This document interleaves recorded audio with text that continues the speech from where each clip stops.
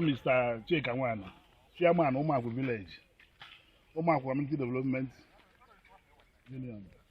Here bụ ana Oliboloko Umuakwu. Ka anyị nọ na ya. Unu n'anya unu ga-afụ this road. Ebe a kịta na-anọ bụ road leading to Odongwo, which is yeah. Ebe a kịta bụ Oliboloko stroke ihe ọmụ Umuakwu. Anyị chọrọ itinye ụzọ from ebe a wee banye ihe ọmụ wee bụta main road, side road by Anti-Court road. So na ebe a kịta ka anyị n'ọlụ katapila n'ọlụ ebe a anyị wee na-alụ dị ọrụ etu ozu wee kwesị. Unu n'anya unu afụ ka ụzọ asiga ọ because na enwe swamp n'iru ka katapila ji wee nachi ego azụ kịta.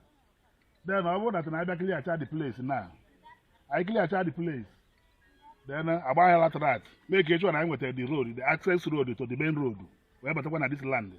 Ebe the road ga-esi wee pụ kịta abụ na iyi ọmụ ka ọ ga-esi wee pụ wee tukwe from iyi ọmụ a wee nachitakwa azụ wee batakwa Oliboloko. So na bido kịta ya from ya taa na-agbagotekwa unu afụkwa etu Oliboloko si dị. Ebe a niile kịta bụ Oliboloko. Ebe a niile bụ Oliboloko. Side a the individual land. All this road is demarcating Oliboloko with individual. This access road now. N'aka nne anyị a bụ Oliboloko. N'aka ekpe a bụ individual. Wee na-aga. So na ihe eji akọwara ya bụ ka ụmụ nwanne anyị ndị nọ n'ụzọ, ma ndị nọ n'ụlọ, ma ndị okenye anyị, ma ndị ụmụ okolobịa anyị, ma ndị nne nwaanyị anyị, ma ndị ụmụazị anyị, ma ndị ụmụ agbọghọbịa anyị, ka onye ọbụla malụ ihe anyị na-eme. Ọ development ya nwa anyị kwuru okwu ya ka anyị nọ. At least ọ bụ na ọ debere anyị nọ n'ebe a, anyị anọgo na-agụ akịta for over 2 weeks na anyị na-eme this development na-agụ. So na ihe a bụ ụzọ, the access road ihe a. So ihe ndị akọwara ihe a bụ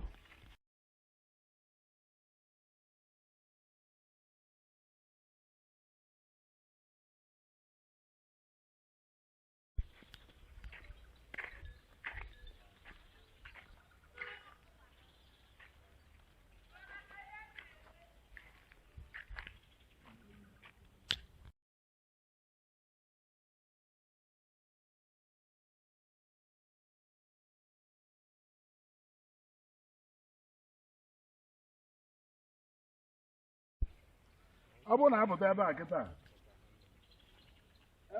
bụ junction. If by left ọ bụrụ straight road to the main road ịpụ apụ, then ịgba right ọ bụrụ road to the development of the estate Umuakwu.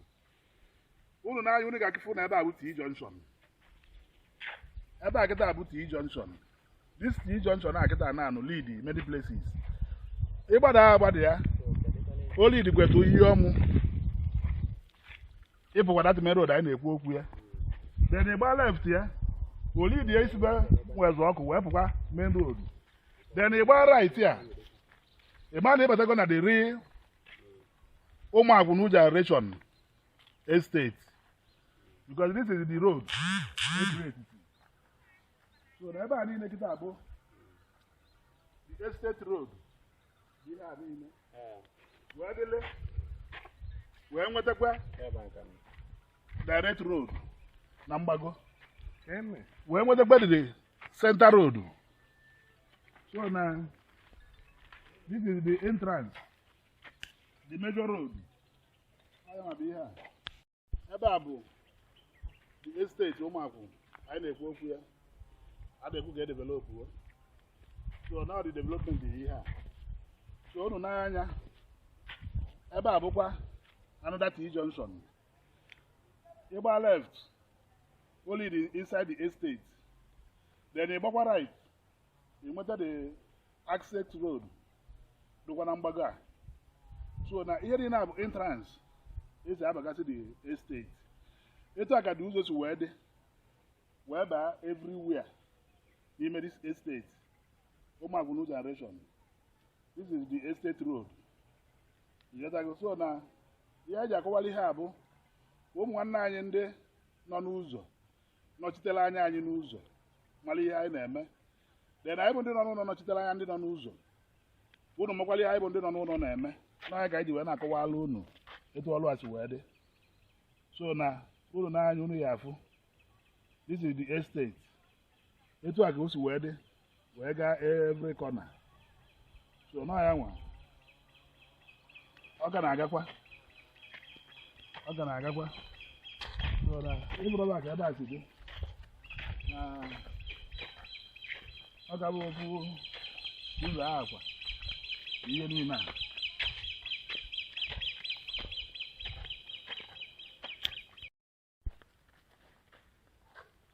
Come on, work and then move. About one of the road. Look at the estate. It's going to Abago. And what about the access road? The market between Oliboloko and Opata. Nambago. So now, here have another T junction. Didn't make the estate. So now, Ibago right. All the estate. You got left. All the estate. Then it's going to get up. But I'm going to this road. All the same estate. Yeah. So now, everything now, estate umuakwu. So now, here is who go back to that because everything now connected. The street is not connected. You see that street in Kapota, a banner street in Ka. You see never Kapota, a banner. All connecting streets is open to every plot of the neighbor. So now I want. You have to go here, we go on 9 p.m. now. We go all around you today. Neighbor. About another junction. Connect well inside the estate. It is now road. So they created to go this estate. Never open your plot today. Then we'll access road, a good access road to the plot. So now, about in a ballon. We made the estate. About in inside the estate. I didn't have connecting road here. So now, we don't have because of the development of Enugu-Ukwu. I try to menago. Being Oliboloko umuakwu. All the development in here. So the idea go 190 on uso for your island. For guys we created the estate. For the road is wega. For guys we created the good access road of the road. So now I want. Can they don't use for? Can they don't know where for? Because I don't use nothing on no all the same thing. I don't use no line on no. Then I don't know no while I don't use. So now here I know. Guys is going down as a line where for. So now you to go to connect everywhere. You don't know what. You don't know what the road is to where I can see any. The Oliboloko and in. Now what I bet another name Oliboloko. Who's our connector? Don't want to do that.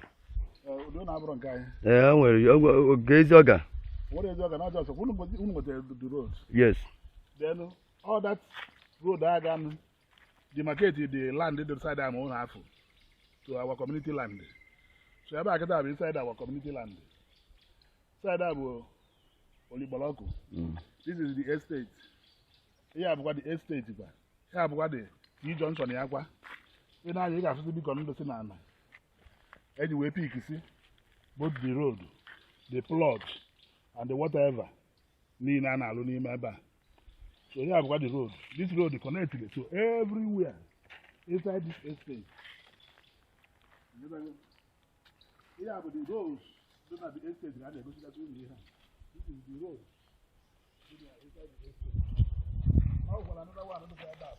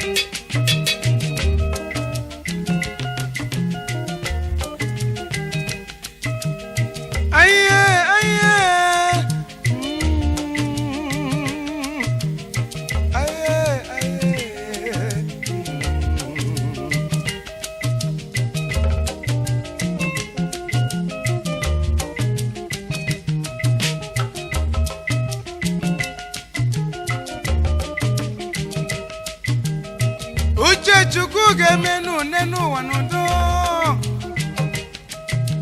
nke mmadụ na-ekwu n'ọbụ nkịtị onye ọbụla nwe nchekwube na Chukwu uche Chukwu kasị na kasị onye ga-emezile mmadụ ka Chukwu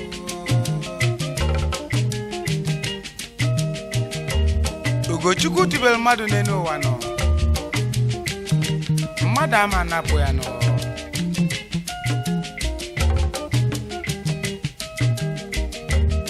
ọnụkwanụ ugo pụtalụ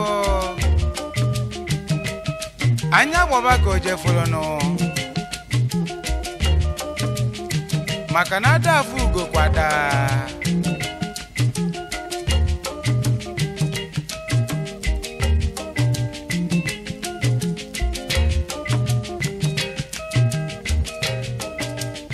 asị na onye chi agbalụ Krismas nọ ọ sị na ibi eva na-apụziala mana onye chi a nwụdoro mgbanụ ọ sị na ibi efe eme ya nchanụ mana ọ bụ akwa sọsị aka chi ya kele ọ dịlị nwa onogbo mmanụ usu ọlabatinu onye na-agaghị na-ene anya naanị nọ maka izu ụkwụ aka na izu ọkwụ aka ebe n'ifu njọnụ ada akụziri ya mmadụ akụziri nụ onye ọbụla bụ akọ n'uche ya nụ gọdị nwoke ọnụ nkụzi anụ dị n'akwụkwọ ama etikwa m ife ama akpụkpụ nụ na ibe nụ n'ọbụ ife nna afụ n'ụwa ka m na-ekwu nkụzi a sị na o siri ekwu enu mana ọkwa onyinye Chukwu ọchọlị kpọkọ ọchọlị kpọkọ ọchọlị kpọkọ ọchọlị kpọkọ ọchọlị kpọkọ ọchọlị kpọkọ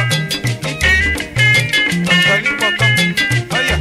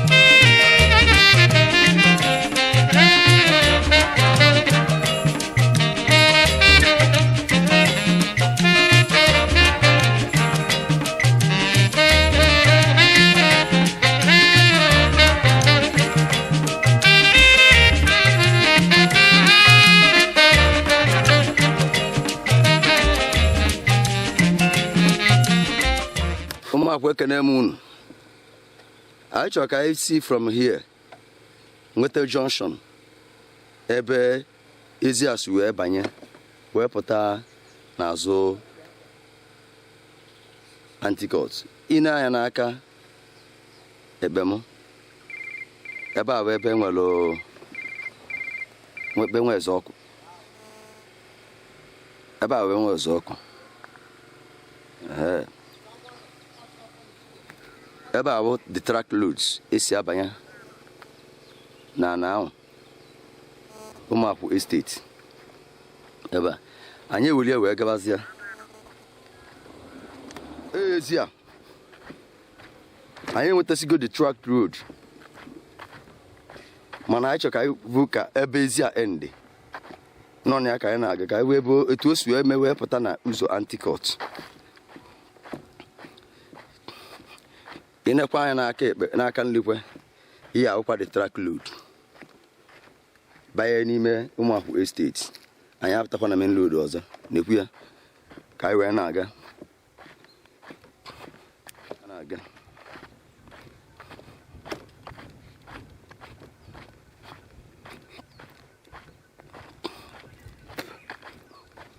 ebe a enwere sharp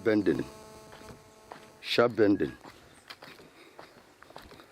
n'ime the sharp bending enwekwe another T junction nke a kwa Umuakwu estate n'aka ndị ya ịbịa n'aka ekpe a na-abụ ebe ndị mmadụ na-akụgasị ọrụ bụ ndị Umuakwu ebe a bụ ebe ndị mmadụ nwe nke dị n'aka ekpe so na the track road ka je ka ebe o si wee pụta main road nke nwa bụ ebe Umuakwu estate akwa ya ebe a bụ ebe Umuakwu estate n'aka aka ndị ya ezi atiwere Umuakwu estate ịbụọ nke a wụ ebe ndị mmadụ nwe individual land. Nke a bụrụ the track road ka anyị na-aga Enugu ka o si wee ruo main road. Ebe a nwa bụ ebe ahụ caterpillar nọ. The first day anyị bịara ebe a moto paaki a na-aga nwụrụ moto aga nwere asị na ya agbacha ma latrat before wee level nwe ebe ka anyị jedebere that time. So na ebe a kwa individual land, ebe ka bụ Umuakwu estate, ebe a ụlọ dịcha ebe a ị na-ana ya ihe abụ ka o si ihe abụ dị ụlọ abọ ngọ ihe abụ dị ụlọ na-enye. So na ụzọ acha na-ele ụlọ ya ka anyị mara ebe ụzọ ara idila anyị ụzọ anyị esi na ya wee pụtazi ebe mmiri ode pụta ezi ya walụ ebe acha na-eriri ya ụzọ ka acha na-eriri ya ka a wee pụta na track road connect ya to ụzọ anti-cut anya bụ ihe ihe abụsị ma ọtọ si ihe akwụkwọ ma ngwa na-ekwu ma ngwụ ọ dị ya ọ ka anyị na-aga na ya ka anyị na-aga niile ebe a kịta mmiri dịchakwana ya mmiri dị n'ana mmiri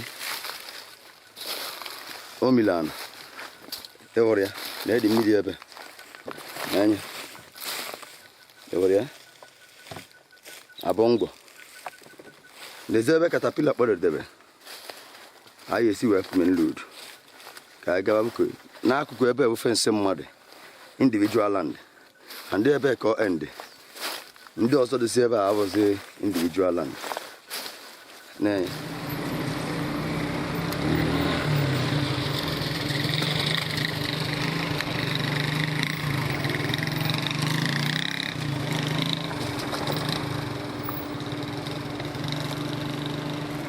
place.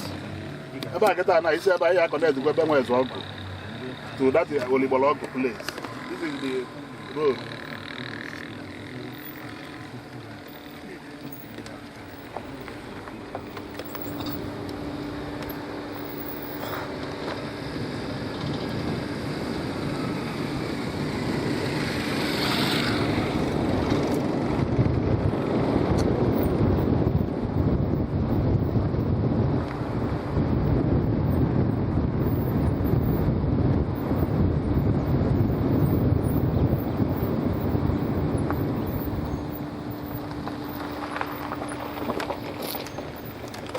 The major road of Umuakwu, Oligbolo.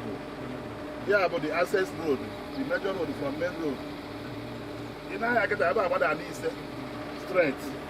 In I as we have anti-cut to Umuakwu, Enugu-Ukwu. Then Nugabu can get about a this is the major road. It's about the Oligbolo. About the entrance. I buy one good access road to the Oligbolo.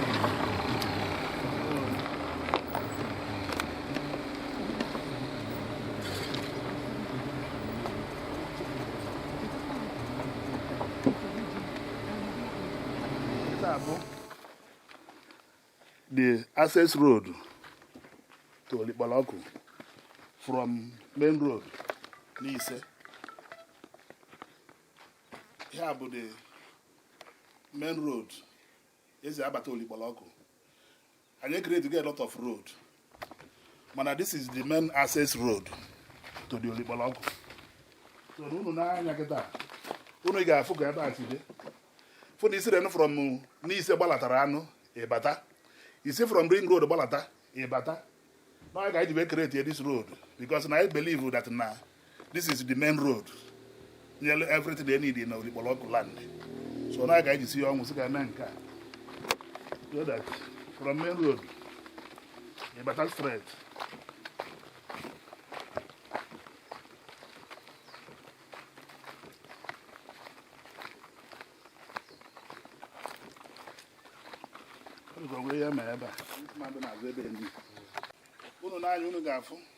All this, the road we have from main road. So I go to the road.